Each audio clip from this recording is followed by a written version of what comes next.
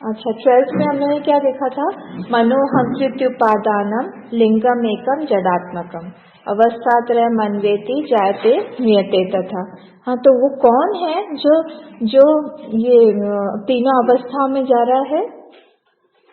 वो कौन है जो तीनों अवस्थाओं में जा रहा है? वो कौन है जो जन्मता है और मरता है? हाँ, लिंग देह या अहंकार बोलते हैं।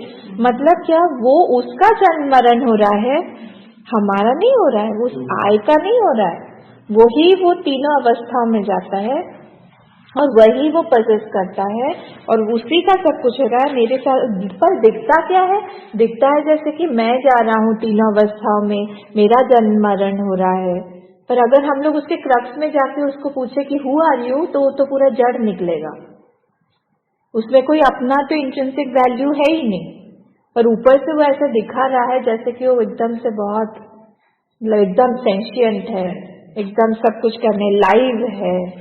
हाँ, पर उसमें अंदर से कोई भी खोखला है, कुछ भी नहीं है उसके अंदर, अपनी कोई भी शक्ति नहीं है। तो वैसे ही थॉट्स जो है हमारे, हाँ, वो तो वही है, अंतःकरण ही है। तो अगर हमारे थॉट्स भी वैसे ही वहीं से निकल रहे हैं, मतलब वो भी सब खोखले हैं, उसमें अपना कोई भी शक्ति अपनी है ही नहीं। और थॉट्स क्या है? थॉट्स तो हम लोग जान रहे हैं ना, मतलब जानने वाला कोई और है ना? तो जानने वाला कोई और है तो वो अलग होना चाहिए। कौन किसकी लाइट में सब कुछ जाना जा रहा है? थॉट्स भी जाना जा रहा है ना? ऑब्जेक्ट ऑफ थॉट भी जाना जा रहा है। तो सब कुछ जिसकी लाइट में जाना जा रहा है वही वहीं से उसको पावर मिल रहा है, उसका अपना कोई भी पावर नहीं है। इसीलिए हम लोग जो वो लाइट ऑफ कॉन्शियसनेस है ना, उसको अगर हम लोग अलग कर दें उस थॉट से, तो उसका कोई भी वैल्यू नहीं रहेगी। क्योंकि एक्चुअली तो वहाँ बैटरी तो वही है, उसकी बैटरी हटा देंगे तो उसमें कोई लाइट ही नहीं रहेगी। पर उसको हम लोग अलग कर सकते हैं क्या? नहीं कर सकते। क्यों? कि वो सहजम है। हाँ, तो सहजम है, किसी भी सहजम को हम लोग आसानी से अलग नहीं कर सकते, है ना? तो इसीलिए ये सहजम है, इसीलिए इसको हम लोग नहीं देख सकते। पर हम लोग मन से जान सकते हैं कि ये लाइट कहाँ से ले रहा है। तो तीनों चीजें, हाँ, क्या क्या? ऑब्जेक्ट ऑफ थॉट, थॉट और वो लाइट ऑफ कॉन्शियसनेस, तीनों को अलग अलग अलग अलग करके हम लोग को जानना पड़ेगा। ऑब्जेक्ट ऑफ थॉट, थॉट और लाइट ऑफ कॉन्शियसनेस, इन तीनों को हम लोग को अलग अलग करके जानना पड़ेगा। तभी हम लोग जानेंगे कि उसमें वो जो थॉट में कोई पावर है नहीं, क्योंकि वो कहाँ से ले रहा है? वो जो लाइट ऑफ कॉन्शियसनेस से ले रहा है और फिर वो ऑब्जेक्ट पर प्रोजेक्ट कर रहा है, उसके बाद में ही मैं जान रहा हूँ हर चीज को। पर जब हम लोग मेडिटेशन में ये सब करते हैं, मेडिटेशन में कर रहे हैं, तो मैं देखता हूँ एक थॉट आया, हाँ, बहुत दिनों से मेडिटेशन नहीं किया हम लोगों ने। एक थॉट आया, एक थॉट आया, उसका क्या ऑब्जेक्ट है, देखते हैं ना उसका, अच्छा तो ये ऑब्जेक्ट है। पर अगर हमारा अटैचमेंट उस ऑब्जेक्ट से रहा तो हम उस ऑब्जेक्ट को एज एन ऑब्जेक्ट नहीं देख पाएंगे। तब हमारी क्या होगी? भोग प्रपंच, जीव सृष्टि हो जाएगी, ईश्वर सृष्टि नहीं रहेगी। मेरा है, उसको हम ऑब्जेक्ट करके देख ही नहीं पाएंगे। एक माँ के पास जाके हम बोलेंगे क्या कि तुम्हारा बच्चा जो है वो मिथ्या है? अगर बोलना भी हो तो दूर से बोलना, पास जाके मत बोलिएगा, तुम्हारा बच्चा मिथ्या है। क्यों? क्योंकि वहां पे ममत्व है। हाँ, पड़ोसी का बच्चा जरूर मिथ्या हो सकता है, पर मेरा बच्चा मिथ्या नहीं हो सकता। क्यों? क्योंकि वहां पे अटैचमेंट है। उसको अलग करके एक ऑब्जेक्ट देखना बहुत मुश्किल है। इसीलिए हमारे शास्त्र बोलते रहते हैं कि ममता मत रखो, राग द्वेष मत रखो, अटैचमेंट मत रखो, ताकि हम लोग किसी ऑब्जेक्ट को ऑब्जेक्ट के रूप में देख सके। उससे हाँ, इससे हम लोग अलग होके देख सके कि ये सारा तो इदम है। किसी भी चीज में, जूते में भी हमारा अहम चिपक सकता है, वो भी मुझे लगता है उसमें भी ममता हो सकती है। कपड़े में हो जाएगी, जैसे वो शर्मिष्ठा और उसको हो गई थी ययाति के प्रसंग में।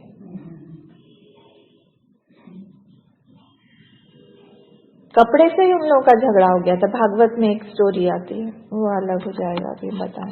तो ये अवस्थात्रय में कौन जाता है? लिंगम एकम जड़ात्मकम। ये एक जड़ जो लिंग है, लिंग शरीर है, ये ट्रैवल कर रहा है। कभी जाता है वेकिंग स्टेट में, कभी जाएगा ड्रीम में, कभी जाएगा डीप स्लीप में। ऐसे उसका ट्रैवलिंग जो है, उसका प्रवास चालू है तीनों वही जाता है। पर मैं आए जो अनचेंजिंग आए हैं, वो ना तो ड्रीम में जाता है, ना वेकिंग में जाता है, ना तो डीप में जाता है। क्यों नहीं जाता वो? अगर वेकिंग से वो ड्रीम में चला गया तो क्या हो जाएगा, और ड्रीम से डीप स्लीप में चला गया तो क्या हो जाएगा? सपोज वो जा रहा है, एक से दूसरे में जा रहा है, तो क्या हो जाएगा? फिर वो चला गया ना, फिर तो उसको वहां की दूसरी चीज की याद ही नहीं रहेगी। वो तो फिर, और एक और बात, अगर वो चला गया मतलब क्या, वो मॉडिफाई हो रहा है, चेंज हो गया वो तो। फिर तो वो हमारा जो हम लोगों ने बोला था कि वो अविकारी है, जो 10-10 पॉइंट्स हमने उस दृष्टा के बारे में स्थापित किए थे, कौन से श्लोक में? 5। नोदेति न समेतेषा न वृद्धिं नास्ति यक्षयम्, उसमें स्वयं विभाति यथा ज्ञानी भासये साधनम विना। ये श्लोक बहुत इंपॉर्टेंट है, इसको याद करिएगा, इसको और नेक्स्ट वाले को जो छाया बुद्ध। तो क्या हुआ, वो जो अविकारी हमने बोला था, वो तो फिर अविकारी रह ही नहीं जाएगा, क्योंकि आपका जो आय है वो वेकिंग से ड्रीम में चला गया, ड्रीम से फिर डीप स्लीप में चला गया। अच्छा, सपोज करें हम लोग कि वो सिर्फ वेकिंग में ही है, सिर्फ वेकिंग में ही है वो आए, और वो कहीं नहीं जाता है, तो क्या होगा? नहीं आएगा, कभी भी नहीं आएगा। पर हम लोग तो एक एक करके ट्रैवल करते जाते हैं।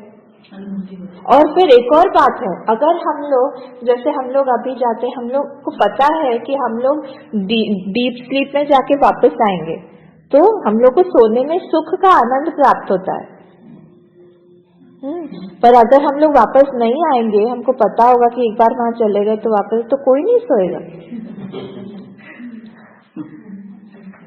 ले तुम ही सो, जिसके साथ बहुत दुश्मनी होगी उसको हम बड़े प्यार से सुलाएंगे, आओ सो जाओ लल्ला बाई खा के, ठीक है।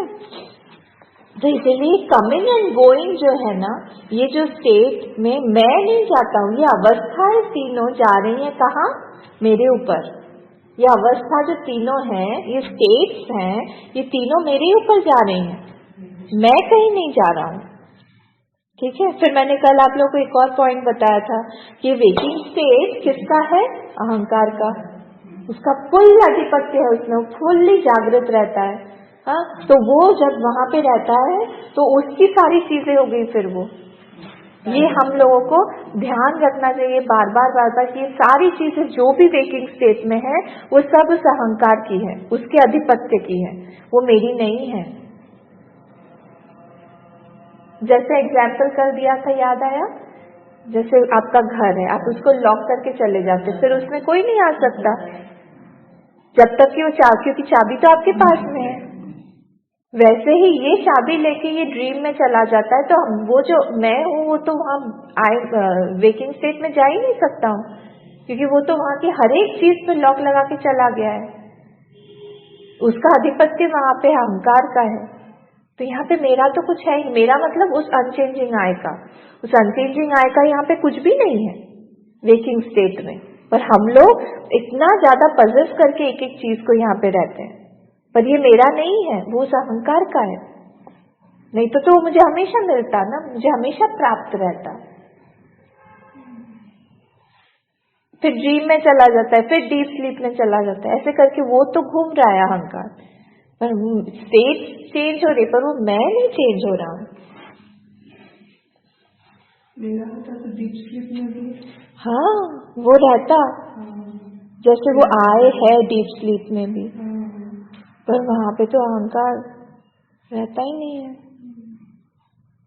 उसका सिर्फ अधिपत्य वेकिंग स्टेट में, ड्रीम स्टेट में भी पूरा नहीं है। सार्धम बोला था ना, विकास सार्धम।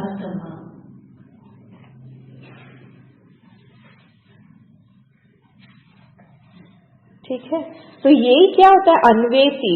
देखिए इसमें लिखा है ना, अवस्था त्रय अन्वेति, अनु प्लस एति, मतलब एति मतलब जा रहा है तो अनु प्लस एति अन्वेति। तो ये जो लिंग शरीरम अवस्था त्रय अन्वेति, लिंग शरीर जो है ये तीनों अवस्थाओं में से जा रहा है, और वही क्या कर रहा है, वही जायते म्रियते तथा, वही जो है जन्मता भी है और वो भी मृत्यु को प्राप्त होता है।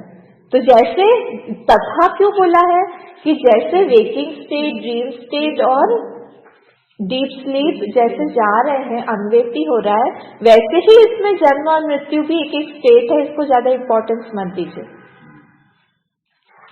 मतलब ये टिपिकल एक दृग्दृश्य विवेक में एक पॉइंट बताया गया है, यूनिक पॉइंट है जो कहीं पे भी नहीं बताया गया है, कि ये तीनों, हम लोग हमेशा अवस्था त्रय बोलते हैं ना, इन्होंने अवस्था 5 बोल दिया कि जन्म और मृत्यु भी अवस्थाओं में ही काउंट कर लिया इन्होंने, कि ये भी उस लिंग शरीर की अवस्था जैसे ही है। ये पॉइंट कहीं नहीं मिलेगा आपको, ये इसका यूनिकनेस है, ये रेयर पॉइंट है, ऐसा बताया गया है दृग्दृश्य विवेक में कि 5 चीजें हैं। और कॉमन क्या है, कॉमन क्या है, एंजॉयमेंट और सॉरो। वो वही जैसे हम लोग का अवस्था त्रय में हम लोग एंजॉयमेंट लेते हैं और क्या करते हैं, सॉरो रहता है हमारा, जॉय चलता रहता है, आता जाता है, वैसे ही ये जन्म और मृत्यु में भी वैसे ही हम लोग को सॉरो और जॉय मिलता रहता है। इसीलिए उस कॉमन पॉइंट को देख के उन्हें बोल दिया कि जन्म और मृत्यु भी जैसे ये वेकिंग स्टेट, ड्रीम और डीप स्लीप हमारे ऊपर से आ रहे जा रहे हैं, वैसे ही जन्म और मृत्यु भी आ रहे जा रहे हैं, इसमें कोई बड़ी बात नहीं है।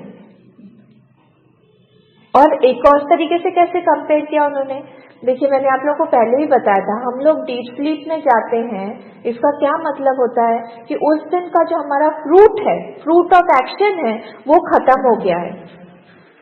अगर हमारा भोग काल खत्म नहीं हुआ होगा ना, आप कुछ भी कर लीजिए, हम डीप स्लीप में नहीं जा सकते। हमारा भोग है तो, जैसे कई बार मुझे बहुत थकावट होती है, मैं 8 बजे सोने चली जाती हूँ। जैसे 8 बजे सोने चली गई, अगर मेरा भोग बाकी है उस दिन का, कोई एक इम्पोर्टेंट कॉल 9:30 बजे 10 बजे आ जाएगा, और फिर उससे पूरी मैं बात करूंगी, और फिर मुझे 12 बजे तक नींद उड़ी रहेगी। भोग खत्म नहीं हुआ था उस दिन का, मैं चाहे सोने चली गई पर मुझे उठा दिया जाएगा, है ना। वैसे ही कंपेयर करिए अब जैसे एक दिन का भोग होता है, हम लोग एक दिन का भोग इस शरीर का पूरा हुआ, हम सोने चले गए, वैसे ही एक बर्थ का अगर हमारा भोग पूरा हो गया, उस सूक्ष्म शरीर की डेफिनेशन बताइए। एक तो वो पंचकर्मेंद्रिय पर, हाँ, उसमें साधन और आयतन क्या है, भोग साधनम है ना। तो वो भोग साधनम है, मतलब उसके ही थ्रू मैं भोग करता हूँ, लिंग शरीर के थ्रू, ठीक है। तो जितना भोग मेरे उस लिंग शरीर का बाकी है पूरे जन्म का, वो जैसे ही खत्म हो जाएगा, तो वैसे ही मैं उस लिंग शरीर, उस ग्रॉस बॉडी को छोड़ के मैं चला जाऊंगा, वो लिंग शरीर चला जाएगा। तो लिंग शरीर का तो मृत्यु जन्म तो नहीं होता, नहीं, वो चलेगा उसी का, वो नए। अच्छा, क्या डेफिनेशन होगी यहाँ पे बर्थ और डेथ की, यहाँ पे बर्थ और डेथ की डेफिनेशन क्या होगी, डेथ की डेफिनेशन होगी स्थूल सूक्ष्म शरीर वियोग मृत्यु, स्थूल सूक्ष्म शरीर वियोग मृत्यु, और स्थूल शरीर नूतन शरीर संयोग क्या होगा, बर्थ। स्थूल शरीर नया मिल गया, पर सूक्ष्म शरीर पुराना वाला ही रहेगा, क्योंकि वो तो छोड़ के वो ट्रैवल कर रहा है ना, वो जा रहा है। स्थूल शरीर नूतन सूक्ष्म शरीर, सॉरी सूक्ष्म शरीर नूतन स्थूल शरीर, नूतन मतलब नया, नूतन क्या मिला हमको? स्थूल शरीर। सूक्ष्म शरीर नूतन स्थूल शरीर संयोगः इति जन्मः। और मृत्यु क्या? स्थूल शरीर सूक्ष्म शरीर वियोग। स्थूल सूक्ष्म शरीर वियोग मृत्यु। तो जैसे ही उस सूक्ष्म शरीर का वो भोग खत्म हो गया, इसको कंपेयर करिए दिन और रात की हमारी नींद से। ये लंबी मृत्यु मतलब यहाँ लंबी नींद हो गई। फिर हमको दूसरी बॉडी का संयोग हो जाएगा, जहाँ पे फिर से मेरे कर्म फल जो बाकी हैं उसको मैं फिर से एग्जॉस्ट करूंगा, तो नया स्थूल शरीर मिलेगा। सूक्ष्म शरीर वही ट्रैवल कर रहा है। तो इसलिए नूतन स्थूल शरीर और सूक्ष्म शरीर का संयोग, ये क्या हो गया? जन्म। और मृत्यु मतलब दोनों का वियोग हो गया, स्थूल शरीर सूक्ष्म शरीर वियोग। तो वैसे ये इसीलिए यहाँ पे जैसे ही उस दिन का वो भोग काल खत्म होता है तो क्या होता है? वो नए शरीर में चला जाता है। इसीलिए यहाँ पे तीनों अवस्थाएं 5 अवस्थाएं बोली कि आप 3 अवस्था मत लीजिए, ये जन्म मृत्यु भी अवस्था ही है, इसको ज्यादा इम्पोर्टेंस मत दीजिए। क्योंकि ये जो ड्यूरेशन है वो भी तो एक्चुअली एग्जिस्टेंट नहीं है, तो भी मिथ्या है सब हर तरह से आप देख लीजिए इसको। तो म्रियते और जायते ये धर्म किस चीज का है? आय का है क्या? मेरे सूक्ष्म शरीर का है। तो इसीलिए सूक्ष्म शरीर जो है वो चला जाएगा वापस।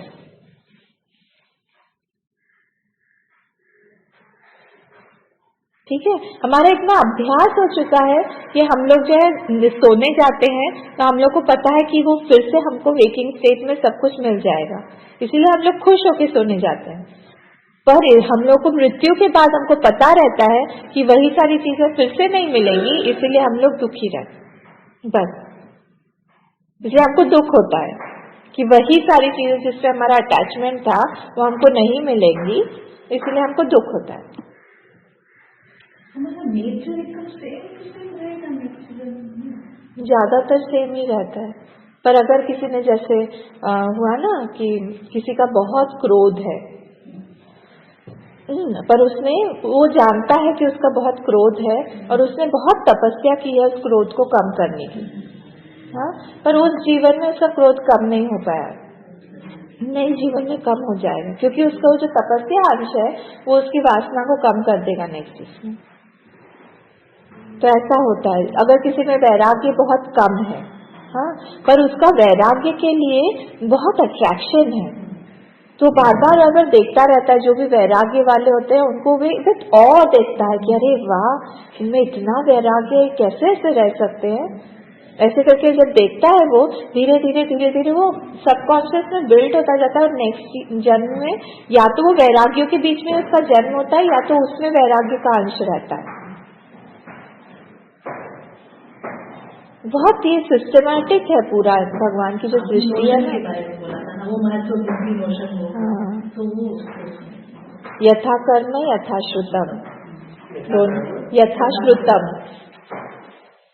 जैसे हम सुनेंगे तो सुनेंगे वैसे हमारा नोशन बनेगा, कन्विक्शन होगा, वैसे वैसे हम लोग सोचेंगे, वैसे वैसे हमारा नेक्स्ट बॉडी रहेगा, और जैसे हमारे कर्म रहेंगे वैसे हमारा नेक्स्ट बॉडी रहेगी। दोनों चीजों से हम लोग अगली योनि मन्ये प्रपद्यन्ते, है ना, शरीरस्थाय देहिनः स्थाणुमन्ये प्रपद्यन्ते स्थाणुमन्यानुसंयाति यथा कर्म यथा श्रुतम्, ऐसा होता है। ठीक है, तो ये वाला जो है हम लोगों ने अब खत्म कर दिया। तो हम लोग को हमेशा 3 चीजें हम लोग को याद रखनी चाहिए जो कि हमको डेथ फ्री मतलब फियर फ्री बनाएगी डेथ से। क्या है वो 3 चीजें? सबसे पहले तो है डिस्पैशन, हमको डिस्पैशन होना चाहिए, मतलब क्या, वैराग्य होना चाहिए। ठीक है, सेकेंड है हमारे एक्शन जो कर्म है वो बहुत अच्छे होने चाहिए उससे, और हमारे डिस्पैशन से और हमारा भक्ति या फिर हमारे फेथ भगवान पे अगर हमारा विश्वास हो, ये तीन चीजों से हमारे जो मृत्यु के प्रति भय है ये तीनों जाता रहेगा। और उल्टा कर लीजिए, मृत्यु के प्रति भय क्यों आता है? या तो हमारा एक्शन ठीक नहीं है, उसके लिए हमने प्रायश्चित कर्म भी नहीं किया है। कई बार ऐसे होता है कि मैंने कुछ गड़बड़ कर्म किया, उसके लिए मैंने प्रायश्चित कर लिया है, यथोचित, हाँ, उससे हमारा वो डर चला जाता है। फिर वैराग्य में अटैचमेंट बहुत ज्यादा है, मुझे डर लगता है कि मुझे इसको छोड़ के जाना पड़ेगा। थर्ड है, भगवान पे फेथ नहीं है कि कोई मेरे लिए भी वेट कर रहा है बहुत सालों से। जैसे तपोवन जी महाराज ने गुरुदेव से कहा था, गुरुदेव बहुत रो रहे थे जब लास्ट आखिरी में गुरुदेव मिले तपोवन जी महाराज से वहाँ पे उत्तरकाशी में जाके, तो उनकी तबीयत बहुत खराब थी। तो उन्होंने कहा था, गुरुदेव चलिए आप, मैं आपको दिल्ली में बेस्ट हॉस्पिटल्स में लेके जाऊंगा। मैं know somebody is waiting for me since 60-70 years, I have to go and meet him, I can't leave him like that. कि क्या करोगे तुम, वहां लेके जाओगे, वहां बेस्ट ट्रीटमेंट दोगे, उसे भी कितना, हल दिल्ली में लोग मरते नहीं है क्या? मुझे जाना है, कोई मुझे जो वेट कर रहा है मेरे लिए, उसके साथ भी मेरा अपॉइंटमेंट है। ऐसा हो जाता है। कोई कहीं पे भी एक जगह पे भी हमारा अटैचमेंट नहीं रहना चाहिए कि मैं ऐसे फ्री होके, मेरा मन खाली होके, अब भी कोई अगर बोले कि चलिए मेरा बैग पैक्ड है, ऐसा मन एकदम फ्री बनाइए। किसी चीज से कोई, किसी से राग नहीं, किसी से द्वेष नहीं, ऐसा होना चाहिए हमारा मन। तभी हमारा फियर नहीं होगा। हाँ चलना है, चलो, कहाँ लेके जाओगे? मेरे भगवान वहाँ पे भी वेट कर रहे हैं मेरा, जो इतने जन्मों से मेरे साथ में है, मेरे गुरु मेरे साथ में है, वहाँ पे वो भी मिलेंगे मुझे। मैं तो उनका हाथ पकड़ के ही आगे चलूंगा, मैं अकेला थोड़ी हूँ। और फिर ऐसे ही लोगों का योग भ्रष्ट होके अगर जन्म होना है, योग भ्रष्ट होके उनका जन्म होता है। योग भ्रष्ट है ना, जो हमारी गीता में बोला गया है, योग भ्रष्ट हो भी जाए थे, वो क्या होता है? शुचि नाम श्रीमताम गेहे, है ना, वो लोग योग भ्रष्ट ऐसा नाम है जिसको बोलते हैं, ऐसा लगता है सुन के कि बहुत भ्रष्ट है बहुत, पर वो उनकी स्थिति ऐसी होती है कि थोड़े से के कारण उनको मोक्ष नहीं हुआ। योग से वो थोड़े से के लिए, मतलब थोड़ा सा कुछ करेंगे तो हो जाएगा। एग्जाम्पल बताइए योग भ्रष्टों का। रमन महर्षि,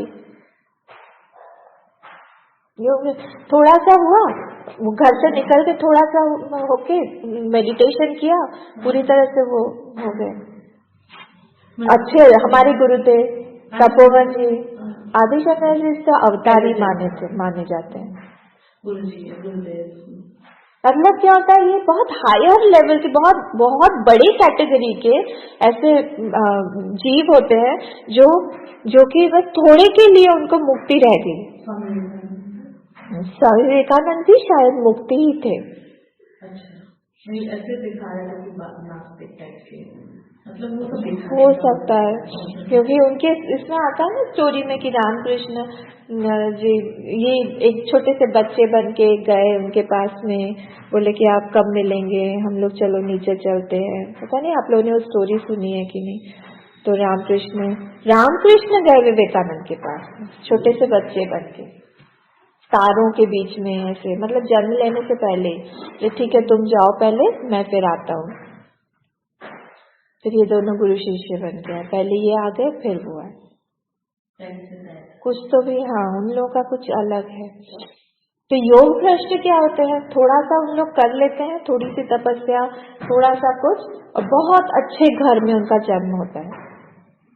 श्रीमताम गेह, या तो श्रीमताम गेह में होता है, मतलब श्रीमंतों के घर में होता है, या तो उनका ऐसे घर में होता है जहाँ पे बहुत ज्यादा वैराग्य, बहुत ज्यादा ज्ञानी माँ बाप हैं। जैसे ज्ञानेश्वर के माता पिता शुरू से ही वैसे ही रहे ना, तो बाद में तो उन्होंने जल समाधि भी ले ली दिया गया उनको। तो ऐसे के घर जहाँ पे पैसा नहीं है पर वैराग्य का धन बहुत है, ज्ञान का धन बहुत है, ऐसे के घर में ही जाके वो लोग पैदा होते हैं और थोड़ा सा कुछ करते हैं, थोड़ा सा ज्ञान, थोड़ा सा मेडिटेशन, थोड़ा सा स्वाध्याय नॉलेज, उसमें ही उनका क्लियर हो जाता है। तो ऐसे लोग फिर ऐसे होते हैं। तो ये हमारा ये जो श्लोक बताया गया है, ये इसीलिए बताया गया है कि ये ट्रांजिशन में हम लोग सब हैं। और वो ट्रांजिशन में कौन है? वो लिंग शरीर, वो मैं नहीं हूँ। मैं तो अटैच हो गया उस लिंग शरीर से, मैंने अपना आइडेंटिफिकेशन उससे कर लिया। ठीक है, तो वो लिंग शरीर से मेरा कोई भी आइडेंटिफिकेशन नहीं होना चाहिए, यही बता रहे हैं यहाँ पे। तो वो जीव जो है वो ट्रैवल करता है, मैं ट्रैवल नहीं करता। हमारे लिए जीव जो है ना वो बहुत बड़ी रियलिटी है, हमारे लिए साक्षी उतना बड़ा रियलिटी नहीं है। हमारे लिए जीव जो है वो एकदम ट्रूथ है, रियल है, उसको हम लोग नेगेट नहीं कर सकते इतनी आसानी से। तो जीवो हम बहुत स्ट्रॉन्ग फीलिंग है,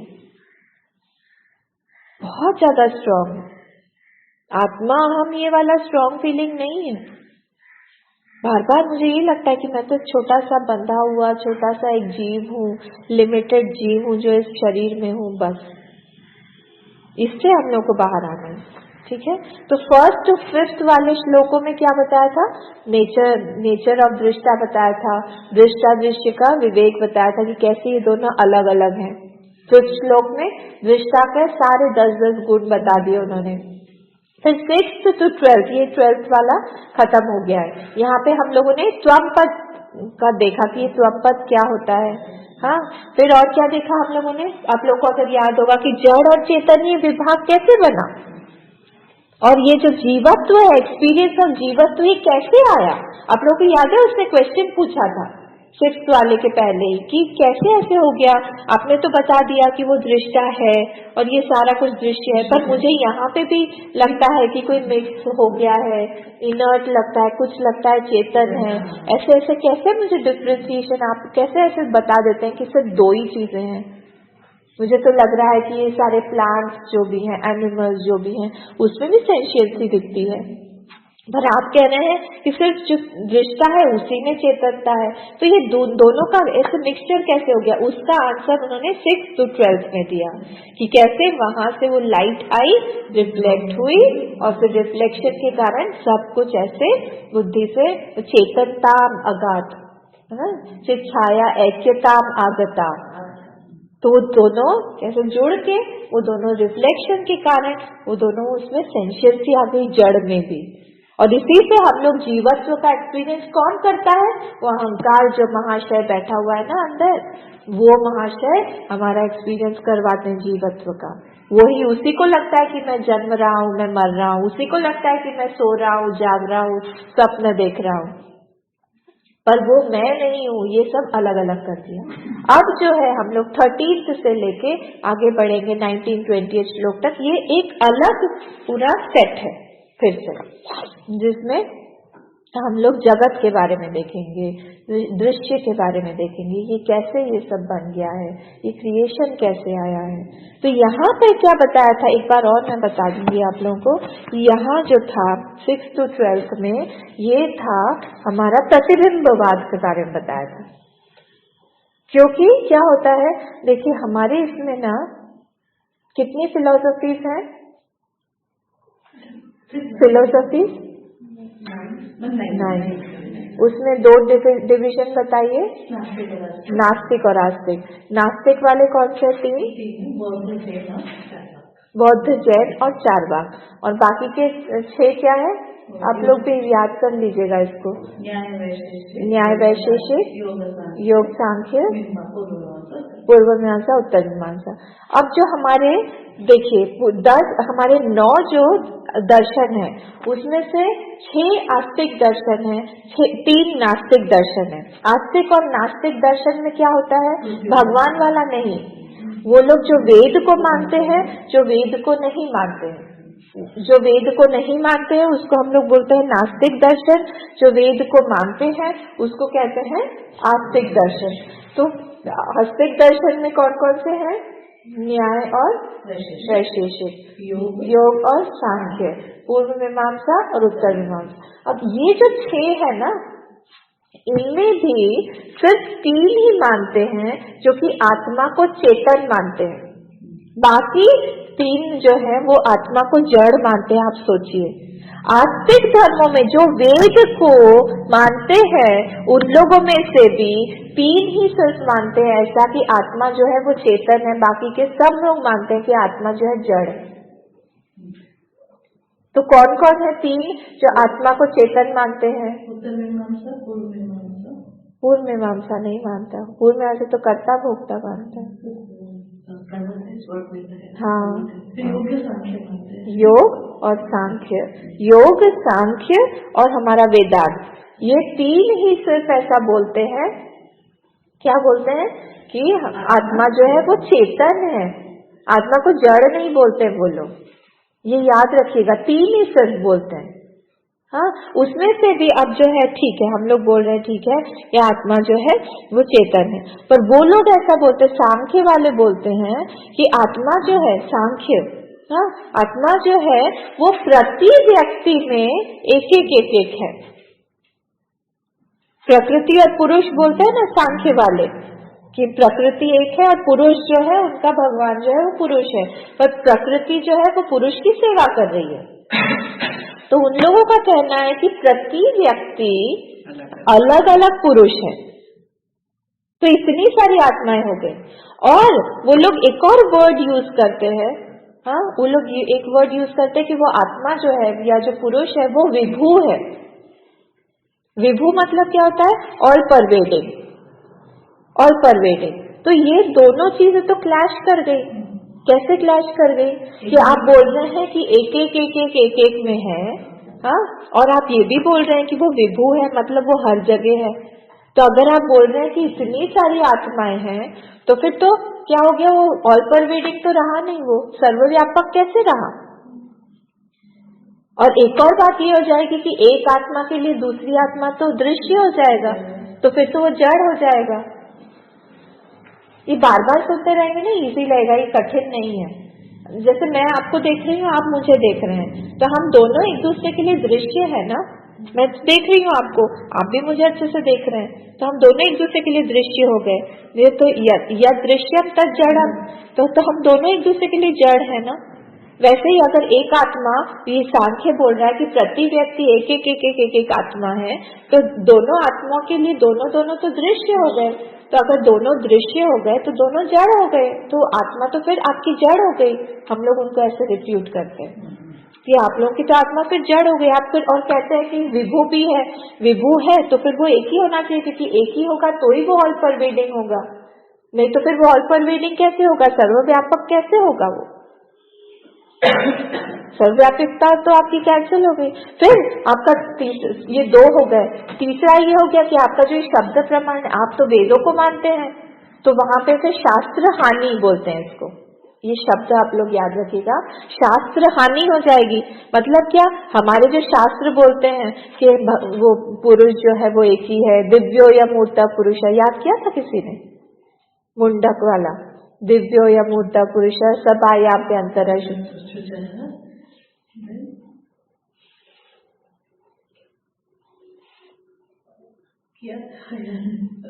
याद नहीं आ रहा, भूल गए? या प्राणो या मन शुभ्र, नहीं याद आ रहा? यक्षरात परतः पर, ठीक है। तो ये हो गया उनका, तो ये शास्त्र हानि होगी। ये मुंडक का ये वाला श्लोक भी याद करिएगा। हम लोग को इसमें आगे आगे बढ़ने के लिए ये सब चाहिए मैटर। अजह, ठीक है। या प्राणो या मन शुभ्र यक्षरात परतः पर।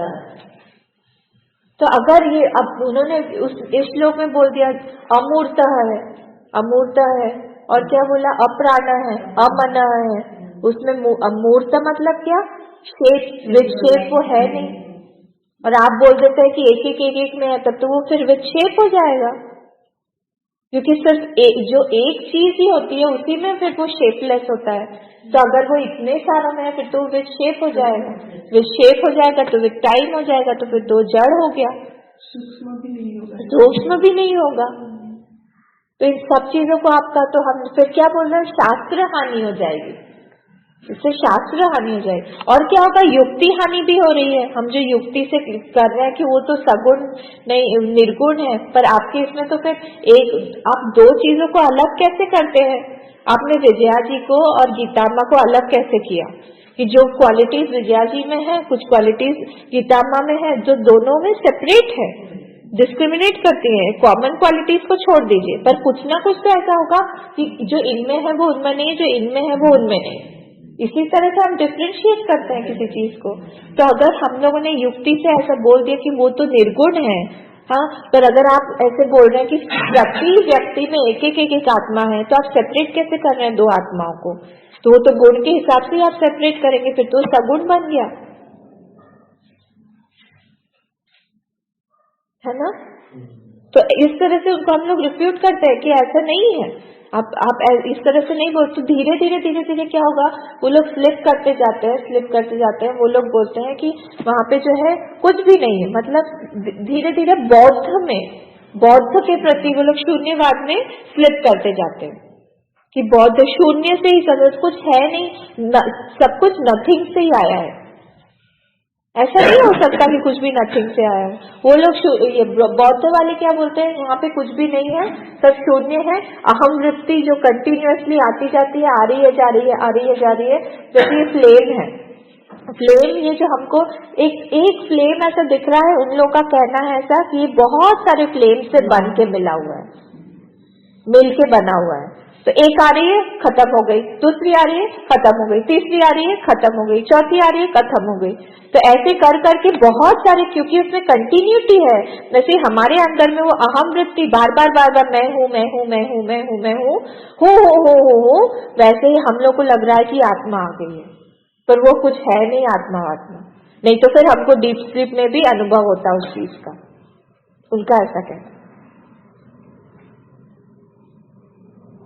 पर हम लोग यही बोलते हैं, उनको रिफ्यूट कैसे करेंगे? हम लोग यही बोलेंगे उनको कि अगर आत्मा फिर वहां पे भी होती, हाँ, अगर वहां आत्मा नहीं होती तो फिर हम लोग उठने के बाद में कौन याद रखता? बोलता कि मैं, हाँ, कैसे होते? या उठाता ही कौन आपको? कुछ तो है वहां पे, नथिंग से कैसे आप उसमें आओगे? नथिंग, कुछ भी नहीं है, ऐसे तो हो नहीं सकता है। ठीक है, तो ये सारे सबसे हम लोग जो क्या करते हैं, धीरे धीरे ये प्रतिबिंबवाद में हम, तो उन लोगों ने यही पूछा, तो फिर आप कैसे प्रूव करेंगे कि ये जो पूरा जो संसार है, इसमें इतने सारे अलग अलग लोगों के नेचर हैं, हाँ, अलग अलग सुख दुख एक्सपीरियंस हो रहा है, और सबको अलग अलग एक्सपीरियंस क्यों हो रहा है? एक ही चीज जैसे अभी ठंड है, तो हम सब लोगों को ठंड लग रही है, हाँ, पर अगर कोई चीज आगे, जैसे सुख और दुख जो होता है, सबका एक्सपीरियंस अलग अलग होता है। सुख और दुख का सबका एक्सपीरियंस अलग होगा। जैसे हम बचपन में हम लोग वहां से देवास से हम लोग इधर कैलकाटा नानी के घर आने वाले थे, हाँ, और वहां से एक ही ट्रेन चलती थी, वो भी 2 दिन, शिप्रा एक्सप्रेस जो चलती थी, वो सिर्फ 2 ही दिन हफ्ते में चलती थी, वीक में। और उसका हम लोग बहुत लोग आते थे यहाँ पे, बहुत बचपन की बात है। तो उस समय बहुत पहले 2-3 महीने पहले से हम लोग को बुक करके रखना पड़ता था, रिजर्वेशन। तो हम लोग ने करके रखा, और बाय चांस क्या हुआ, और गर्मी की छुट्टियां, नानी के यहाँ जाएंगे, ये वो, खूब एक्साइटमेंट, खाना बन रहा है पहले से, क्योंकि ट्रेन में पैंट्री कार होती नहीं थी, बॉटल ये वो खूब मम्मी पहले से बनाना शुरू कर रही है, हम लोग को भी सब इसका एक्साइटमेंट हाइप हो गया ना। उसके बाद में पता चला कि जो ट्रेन यहाँ से वहां जाने में 2 दिन लगता है उसको, तो यहाँ से वो ट्रेन चली ही नहीं, इसलिए वहां पहुंची नहीं, और पहुंची नहीं इसलिए हम लोग का कैंसिल हो गया, और वो ही वाला ट्रेन कैंसिल हो। नेक्स्ट वाली जो वीक में जाने वाली थी, वो सारी ट्रेन चलेंगे। ऐसा नहीं होगा कि इन लोगों का फिर नेक्स्ट में कर दिया, इनका फिर नेक्स्ट में, ऐसा नहीं। हमारा वाला कैंसिल हो गया तो कैंसिल ही हो गया, बाकी के सारी ट्रेन चलेंगे। अब मैं तो खूब दुखी, अरे जाना नहीं होगा, मम्मी का भी मन खराब, ऐसा हो गया। और तृप्ति खूब उछल रही है, खूब मजा कर, अरे क्यों दुखी होते हो, उसका नेचर ही ऐसा है, क्यों दुखी होते हो, चलो हम लोग घर में पार्टी करेंगे, चलो जितना कुछ बनाया है सब निकाल के लाओ, हम लोग अभी भी याद करते हैं उस चीज को। निकाल के ला, हम लोग सब यहीं पे मनाएंगे, बैठ के खाएंगे, आज आप क्लिनिक भी मत जाओ, सब हम लोग यहीं पे पार्टी करेंगे, चलो। तो उस चीज को देखने का ढंग है ना। एक ही चीज, कोई सुखी है कोई दुखी हो गया कि चलो हम लोग सब साथ में रहेंगे। वो ट्रेन में तो एक ही जगह बैठते हैं, चलो हम लोग गार्डन में बैठ के खाएंगे, ये करेंगे वो करेंगे, सब उसने प्लान फटफट हो, कितनी सी चीज सब बना लिया अपना प्लान। सुख दुख क्यों, ये सांख्य वाले ये पूछ रहे हैं, ये आप जो हमको रिफ्यूट कर रहे हैं कि प्रति व्यक्ति एक में एक आत्मा नहीं है, तो फिर अलग अलग चीजों में सुख दुख कैसे होता है, अलग अलग लोगों में अलग अलग सुख दुख की क्यों एक्सप्रेशन होता है, वो लोग अनुभव क्यों अलग अलग करते हैं, फिर आप इस चीज को कैसे प्रूव करेंगे। तब हम लोगों ने उनको प्रतिबिंबवाद की थियोरी लाई। ये प्रतिबिंबवाद, reflection, theory of reflection, reflective consciousness. एक था अवच्छेदवाद, अगर आपको याद हो, थियोरी ऑफ कंडीशनड कॉन्शियसनेस, और ये है प्रतिबिंबवाद, थियोरी ऑफ रिफ्लेक्टेड कॉन्शियसनेस। तो रिफ्लेक्टेड कॉन्शियसनेस में क्या होता है, रिफ्लेक्टेड कॉन्शियसनेस में होता है कि एक जो है बिंब है और बाकी सारे प्रतिबिंब है। मतलब क्या कि अगर वहां से एक सूर्य है और बहुत सारे जल के बहुत सारे स्रोत है, पात्र है, वहां पे रिवर भी है, हाँ हमारा कुकुर भी है, बाल्टी भी रखी है, छोटा सा ये भी है, घट भी है, सब कुछ है, अलग अलग रिफ्लेक्शन होगा। उसी तरह से हम लोग जो है, हमारा जैसा अंदर का अंतःकरण होगा, चिच्छाया वेशितो बुद्धो, वो उन्होंने वहां प्रूव किया कि वैसे वैसे वहां का रिफ्लेक्शन अलग में होगा उस इंस्ट्रूमेंट के हिसाब से। ये प्रूव किया उन्होंने कि जैसा हमारा रिफ्लेक्शन, जैसा हमारा पात्र होगा, जैसे हमारा इंस्ट्रूमेंट होगा, वो होगा। तो ये मैनीनेस ऑफ, देखिए इसमें पॉइंट्स आप लोग लिख लीजिएगा। फर्स्ट पॉइंट ये है, मैनीनेस ऑफ जीवत्व इज प्रूव। ये मैनीनेस चेतनता, मैनीनेस ऑफ चेतनता, सॉरी जीवत्व नहीं, मैनीनेस ऑफ चेतनता इज प्रूव इस प्रतिबिंबवाद से। सेकेंड क्या है, उन्होंने इससे प्रूव किया इस प्रतिबिंबवाद से कि हाउ जीवत्व इज फॉल्स। जीवत्व जो है वो फॉल्स कैसे है, ये प्रूव किया। अनरियलिटी ऑफ जीवत्व, अनरियलिटी ऑफ फाइनाइटनेस, इसको हम लोगों ने प्रूव इसी से कर पाते हैं। कैसे प्रूव करेंगे, कैसे प्रूव करेंगे इसको, जीवत्व का को फॉल्स कैसे प्रूव करेंगे, उस एग्जाम्पल में बताइए। छाया हमेशा फॉल्स ही होगा। ऐसे ही यहाँ पे भी प्रूव किया कि वो जो रिफ्लेक्शन है, वो जो चिच्छाया वेशितो बुद्धो, चिच्छाया जब रिफ्लेक्शन, आप लोग को याद होगा मैंने उस समय बताया था, छाया और शैडो में जब हम लोग वो कर रहे थे, है ना, तो वो जो छाया होती है वो हमेशा फॉल्स ही होगा, फॉल्स होगा, इसीलिए उसमें कोई रियलिटी नहीं है। तो उसी से, इस प्रतिबिंबवाद से हम लोग प्रूव कर सकते हैं कि वहां से जो छाया आई वो फॉल्स है, उसमें कोई रियलिटी नहीं है। इसीलिए तो मैं जीवत्व को इतना महत्व मत दो, वो फॉल्स है क्योंकि वो छाया है। प्रश्नोपनिषद में जो 6 प्रश्न है ना, उसमें भी ये जीव को छाया ही बोला गया है।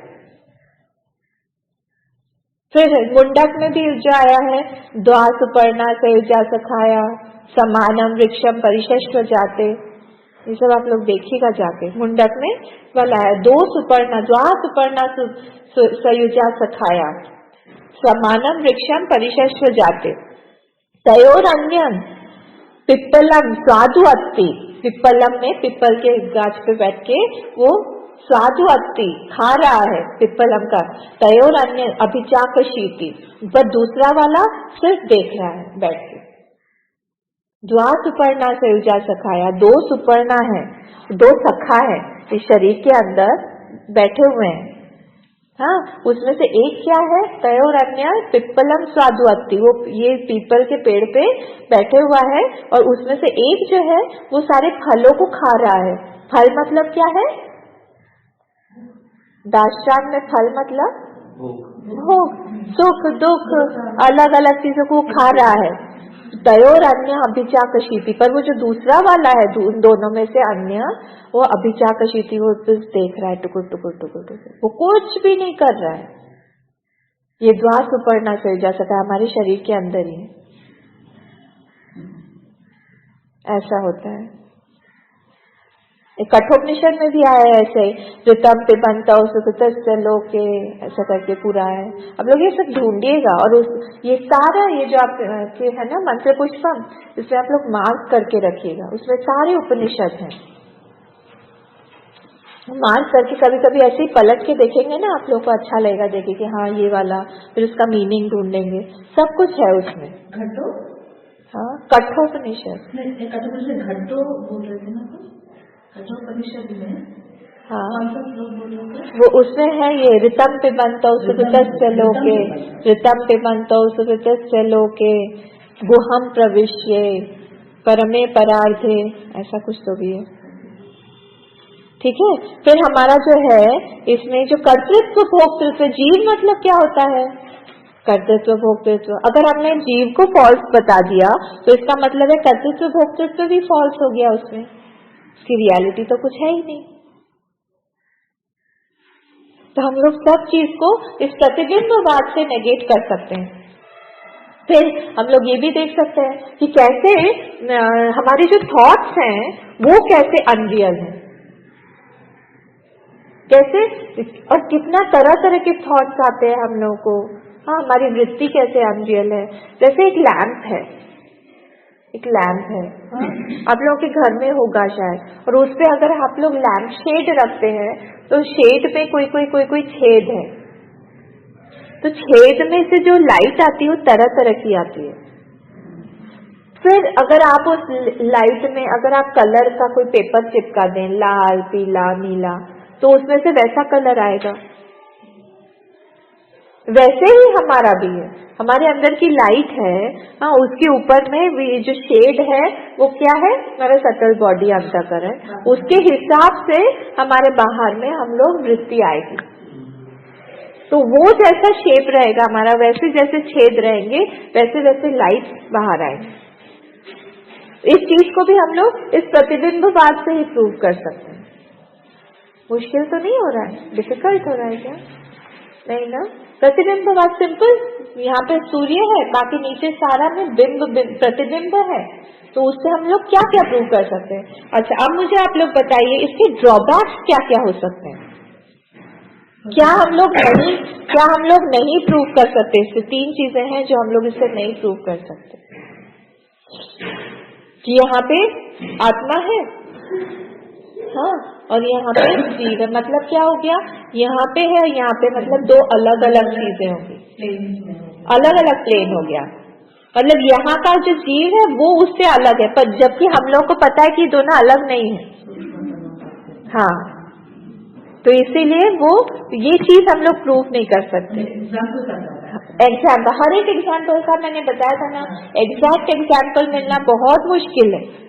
ये इस चीज का ये ड्रॉबैक है कि आत्मा और वो जीव तो एक ही स्थान पे बैठे हुए हैं ना, एग्जैक्टली वहीं पे जहाँ पे हमारा इग्नोरेंस है, वहीं पे हमारा नॉलेज है, वहीं पे हमारा आत्मा बैठा हुआ है, अजीब है। तो ये वाले एग्जाम्पल में ऐसा हम लोग को लग रहा है कि अलग अलग उसमें इजी होता है। हाँ, तो अलग अलग हो गया, मतलब क्या, ऑल परवेसिवनेस को हम लोग प्रूव नहीं कर सकते। सेपरेट सेपरेट है, इसीलिए हम लोग को लगता है कि ऑब्जेक्ट अलग है और उसका रिफ्लेक्शन अलग है, वो अलग अलग चीजें, ये दोनों चीजें अलग है। ये हो गया सेकेंड बात ना, डुअलिटी जो है ना, इसको हम लोग प्रतिबिंबवाद में प्रूव नहीं कर सकते कि ये फॉल्स है। कि उसमें तो हम लोग बोल रहे हैं डुअल, 2 हो गई ना, बिंब और प्रतिबिंब 2 हो जाएंगी। वो आत्मा अनात्मा का इसी से आ रहा है। हाँ, मैं हमेशा ये अनात्मा मुझे पसंद ही नहीं हो सकता था, आत्मा एक है तो अनात्मा फिर क्या होगा, और क्यों डल और ब्राइटनेस जो है उसको भी हम लोग एक्सप्लेन ज्यादा नहीं कर सकते इसको, कि डल क्यों है, कोई ब्राइट नहीं, क्योंकि बिंब प्रतिबिंब। हाँ ठीक है, तो ये 2-3 चीजें हैं इसके, इस एग्जाम्पल के ड्रॉबैक्स हैं। आज टाइम हो गया है, नहीं तो मैं 13th वाला ले लेती। हिसाब से ही तो हो रहा है। हाँ ठीक है, तो कल हम लोग जो है 13 वाला देखेंगे। 13 वाले के लिए आप लोग तैयार करके होके आइएगा। बहुत इंटरेस्टिंग है पर थोड़ा सा सटल है कि ये क्रिएशन कैसे हुआ। ये पूरा जो क्रिएशन हमको दिख रहा है वो कैसे हुआ, इसके बारे में हम लोग चर्चा करेंगे। ठीक है,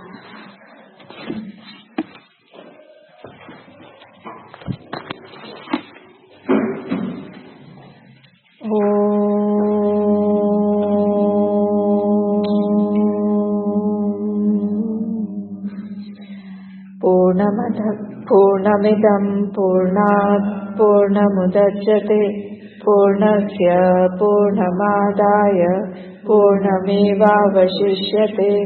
ओम शांति शांति शांति। हरि ओम। श्री गुरुभ्यो नमः। हरि ओम।